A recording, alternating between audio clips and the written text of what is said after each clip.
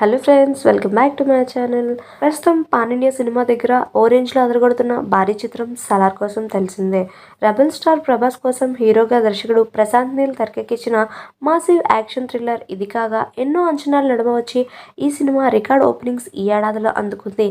ఇక దీని తర్వాత ప్రభాస్ నుంచి నెక్స్ట్ సినిమాలపై అందరిలో మరింత ఆసక్తి అయితే నెలకొంది. మరి తన లైనప్ పై ప్రభాస్ ఇంట్రెస్టింగ్ కమెంట్స్ చేయడం వైరల్గా మారింది.